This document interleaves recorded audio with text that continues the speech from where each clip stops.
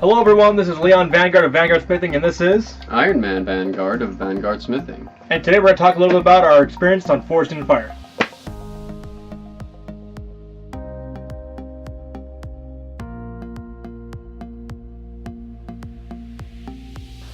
Okay, for anyone that wants to go just to our experience with the show, go and skip forward to this link right here.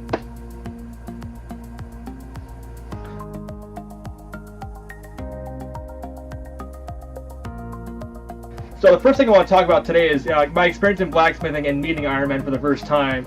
I met him back in 2005, and he got me into doing armor by just asking me to show up at his house and he'll teach me blacksmithing because he's free and he's willing to teach. So I showed up at his house that Saturday, and he was surprised I showed up because anyone that's ever been a blacksmith teacher knows that everyone wants to learn, but no one shows up. Yeah. You'll have 100 people literally ask you to teach them blacksmithing, and you'll be lucky to see one just show up. Yeah. Maybe two will show up, and then they'll never show up again after they find out that you're playing with real fire. People are scared of fire nowadays. And so more or less for around a good 8 years, I was, via some of his advice, YouTube videos and other things, doing my own blacksmithing and armor work. And from there, around 2015 or so, I started getting into some hot work and some blade work. And that's when in 2016, Iron Man called me up, and he wanted for me to go on the show Forged in Fire with him. I was taken aback a little bit at first, but he knows my abilities, he knows everything about me because we talked a lot on and off again. I asked him questions about metallurgy because his background is as a machinist, as a chemist, and then as a blacksmith. So I go to for him, why is this happening? Why is this happening? So when he told me I want to go on the show with me and make knives, I go, well, Yeah, you don't make knives. Yeah, you make armor. So. I make armor, but translating the knowledge there's a lot of chemistry. There's more chemistry involved in smithing when you go from cold work to hot work. And I understand a lot about how metal moves, but I need to go to him, and we need to go over some things because I had made some knives called stock removal, where you chop up some steel, quench it, and you now have a knife. But for the show, obviously, it's a lot more than that. Yeah. It's there's more to it than just stock removal. In fact, there was a contestant on a previous you can't get away with episode. That. Yeah, they booted him off for that because he played it safe and he decided to stock remove his blade, and they want to see you actually forge a blade. Yeah, it's forged in fire, not ground in fire. Yeah. So for well, how many knives did you make, Leon, before the show? Before the show aired, I had only made around 6 knives, and I only forged 1. So a total of around 7 knives before I went on that show, and it was a trip. Yeah. So for training on the show, I had to drive out to Utah from Southern California. It's an 11-hour drive. Not 7. It's 11-hour drive. And he went, okay, I'm not going to give you a piece of alloyed steel. We are going to go to Home Depot. We are going to take nails that are manganese and iron with very little impurities, but they're low in carbon.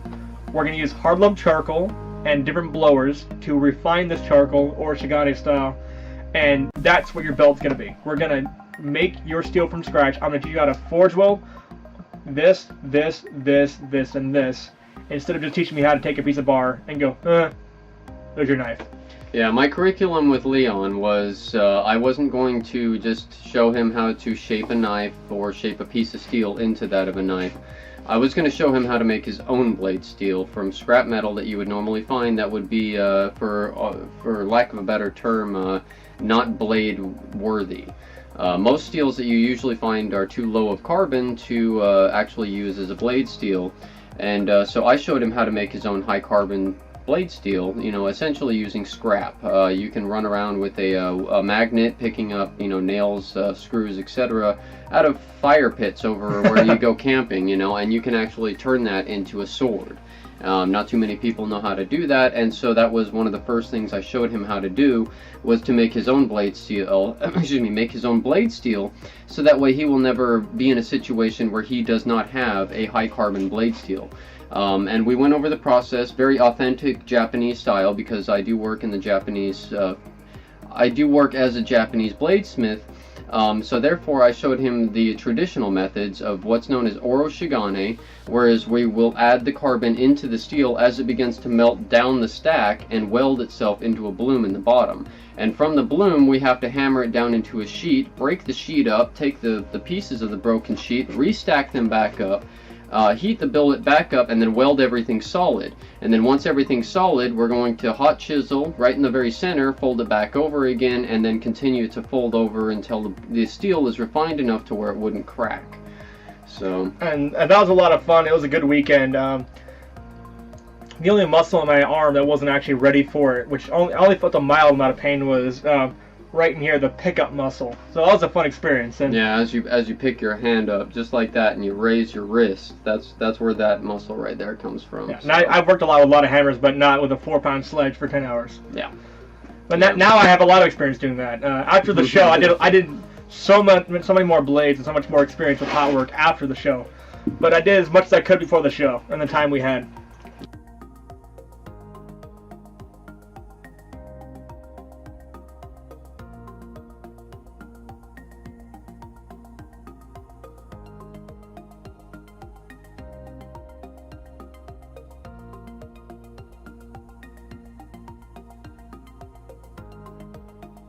That's good. Okay, so now for people that are just here to learn about, okay, you're going on the show or you want to figure out what happened with us on the show, here's this for you.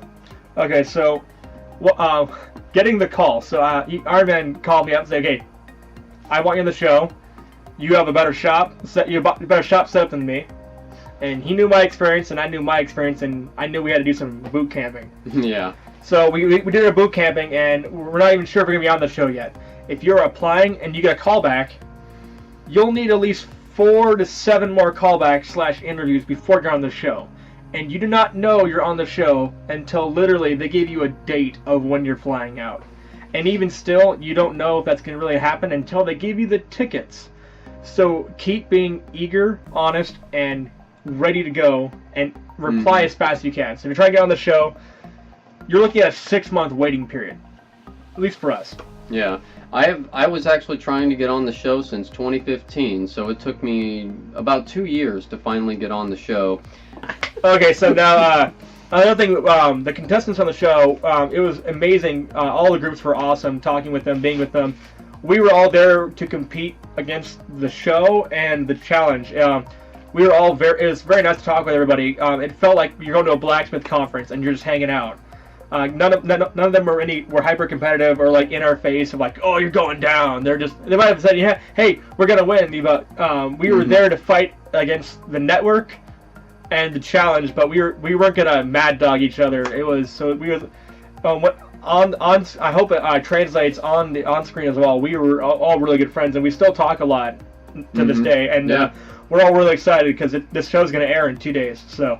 Yeah, I know, it's pretty awesome. So. You actually have to prove your skill to be on the show. I actually forged a katana on the side of Willard Peak using duct tape bag bellows and a 3-pound cross peen for an input shaft on an E4OD Ford transmission. And I did that in 3 days to prove to the judges and to the producers that not only am I a bladesmith, but I could produce a blade by myself as the final challenge of a given length, and have it, ready to be shipped off within the 5-day challenge period. And so that's what I did to essentially get on the show, is to prove to them that yes, I can complete the final challenge if I make it that far. You need to put on a show, you really do. And for our experience on when you actually get on the show, you're actually when you're flying out there, they pay for your ticket, they pay for your transport, they pay for everything essentially except your food. They pay for food on set, but they basically pay for everything except your food off set. And even still, they gave us some vouchers to go eat breakfast. So you don't get to bring a lot of money. I only spent $169 for the entire trip, and whether or not you win or lose, you get a stipend for around $170. Yep. So I got paid $6 for all expense paid vacation to New York, which was awesome.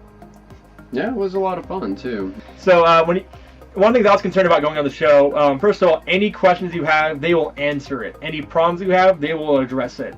So if you have any random questions, or if you're concerned about one particular thing, don't. They'll take care of you. One thing I was concerned about was okay, you have to make a daikatana, or you have to make let's think of some weird blade you've never heard before, and you're like, and they go, and you think that now, oh gosh, I don't even know what the shape of this blade, I don't know what the parameters, I don't know what kind of grind it usually has. So don't worry about that. They will bring you out on the set, they will announce what it is, and then they'll cut. They'll do that take around 3 times. It's TV. You're going to do a lot of takes. And then they'll take you to the back room, and they'll give you a pamphlet. They'll answer any questions. They'll tell you what they're expecting, the exact parameters, and any questions you have will be taken care of before you actually have to go out for that competition. And so there's no real knowledge-based answers or questions that you won't get answered. They won't tell you if you should drift, you should tell you if they should do this or do that, but they will tell you what they want, and it's up to our techniques to figure it out. Yeah, they just give you a basic specification. You'll have things like length, any specialties such as width. We had to do a 2-inch wide blade, 4 finger holes on our little knuckle duster.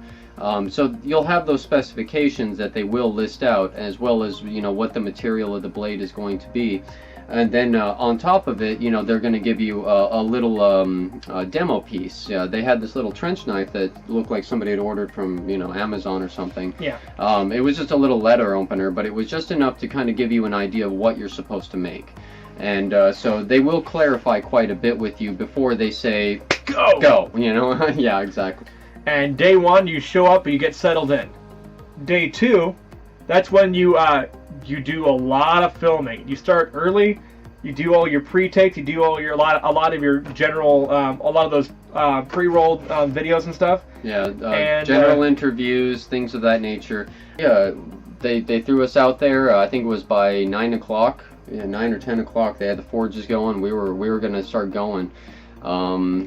And also, it's interesting for anyone that's concerned. One of the people were concerned about how hot it was in the forge, and from some of the videos that I watched, apparently that was an issue and concern. It might have gotten a little bit warm at the end, but it was only hot when you're like right there in front of the forge, or when you're like right over your metal. Beyond that, I was expecting it to be a sweatshop, but no, they have it pretty air conditioned beforehand. So if you're concerned about being too hot. Again, I'm from California. It's always hot where I am, but it was fine. I know some people might have problems with that, but it never got unbearably hot ever. Yeah. The staff was amazing. We any questions we had, especially for we need water, we need Gatorade, we need this, we need that. They were running for us. They were doing everything they could to make it as bearable and as comfortable as possible on set. Yeah, the staff gets an A+ all the way around. They really went above and beyond. For us as the blacksmiths and the competitors, for everybody. There's a lot of takes and a lot of waiting, but once that timer starts for the actual challenge, they don't stop. There isn't 2 takes for the challenge. When the challenge starts, you only have for this it was 4 hours. Yeah, it was, and I only got to work on the knife for 2 hours at a time. He only got to work on it for 2 hours. That was it. Now that's the whole competition.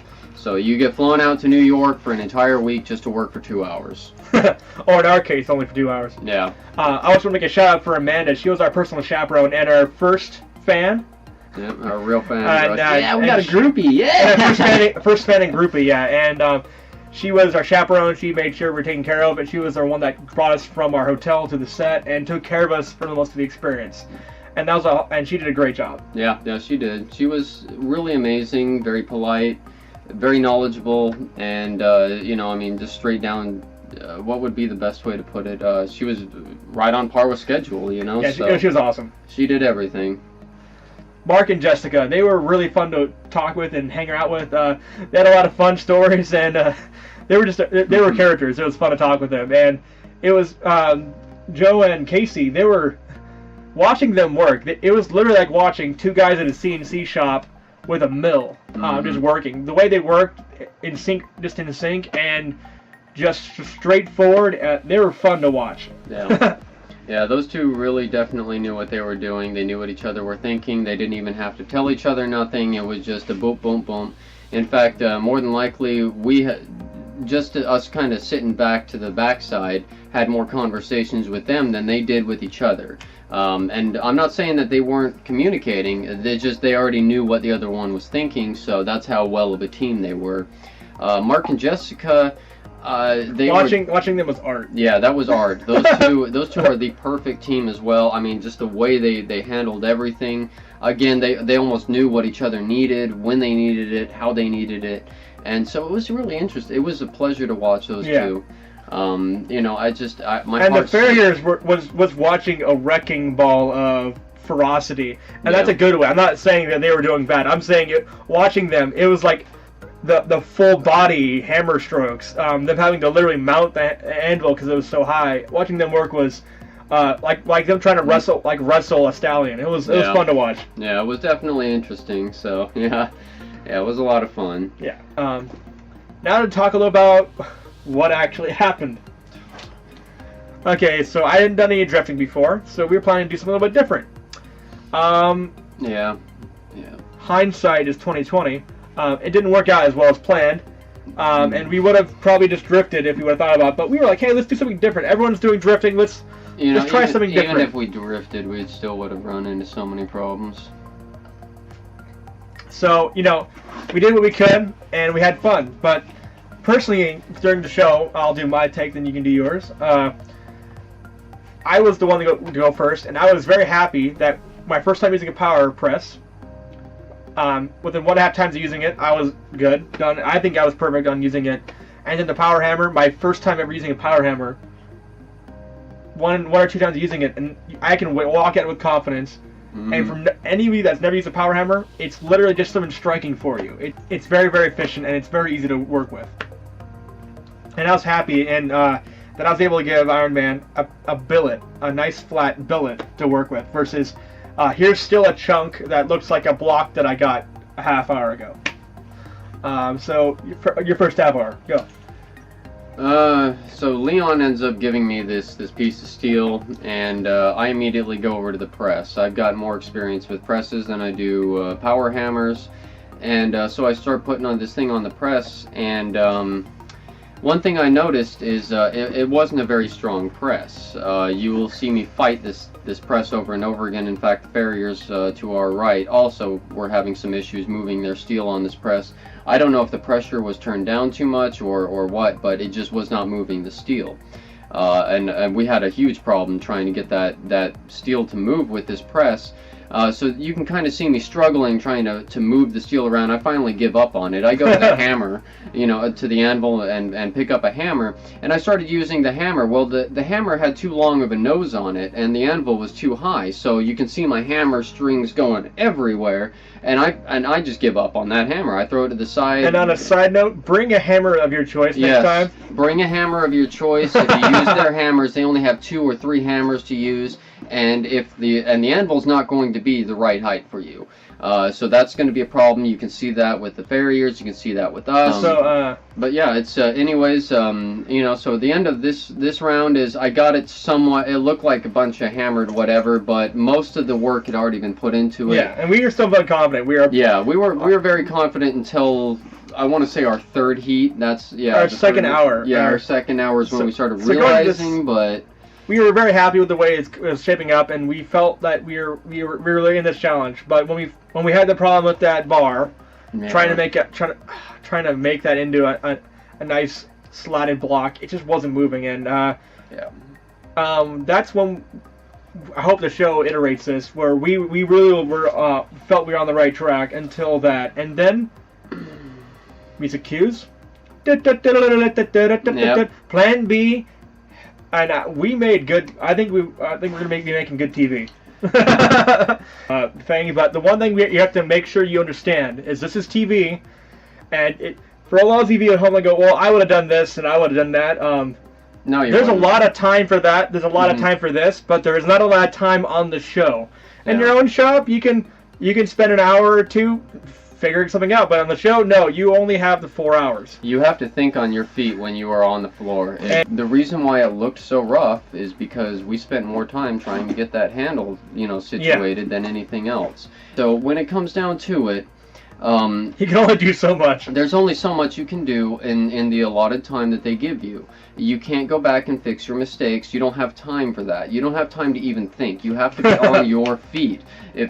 So when you have a plan B, you have to already have that plan B in your mind before you already screwed up. And go to plan B much quicker than you think. Yes. If planning isn't working, don't think about plan A. Think about plan B. Yeah, don't hesitate to move to a different plan. So as you saw, we were struggling at the end, but the one thing that's very important to understand is this is TV, and they also they want two things from you. They want you to never quit. Yeah. And no matter what, they just want you to at least have a quenched blade on the table. And although our blade was roughness for any bladesmith they know can be taken out with a grinder. Oh, it can be fixed with a welder. Within an hour, we could have had our knife looking really beautiful. You know, it's just, but we weren't focused on what our knife looked like. We were just getting it out. Yeah, we just needed to get something within this dimension, hardened and on the anvil in that time frame, and that. The staff was very happy that we had a quench blade on the table, and although our blade was fat, we like fat blades. The grinder can solve a lot of problems, and ours was the only blade because it was so thick. They didn't warp at all or crack. Yep, no warps, no cracks. Our blade was actually straight, and it was hard. We would have added a little more bevel with more time, but as you saw, we were focused on just getting that out at the end. The second day of filming, they brought us all up and they said, hey, the judges are now going to take a closer look at your work because they actually temper your knives overnight. Oh yeah, that's what. Yeah. So we did a few takes, and then we found we do some talks about what we feel about our experience, and then we're told. And it sucked, but we were ready to really fix that blade up, but we were okay with it. Actually, well, here's what happened: is when they mentioned that Mark and Jessica's blade had a crack. Oh, that was heartbreaking. Yeah, when Mark and Jessica, when the judge took their knife and said he saw a crack in it, everybody's hearts sank. Nobody knew about it. I didn't know about it. Nobody knew. Not even they knew about it. I was gonna throw a fit if they actually kicked them off and passed us. I actually pulled one of the producers to the side and said, hey, you can't do this. This is wrong. And the reason being is because, we're around masters. We all know my knife looked obviously the worst, and so we got to get rid of it. We could have ground it, make it look clean. To have it get kicked off over something small and mundane it's not even a structural crack at all. So what had happened was I didn't feel that it was right for us to move forward in the competition. And so that's why I felt like throwing a fit on this one. I did not agree with them, with Mark and Jessica. They were considering it, yeah, and they were considering that, and so it was important for everybody to know that, yes, the contestants also have a say in what goes on, and we're going to be back for redemption anyways. So they told us we're definitely one of the top billings for come back for redemption. So hope to see you guys again soon. Yeah, we'll be back. We're coming back. It's just sacrifices must be made.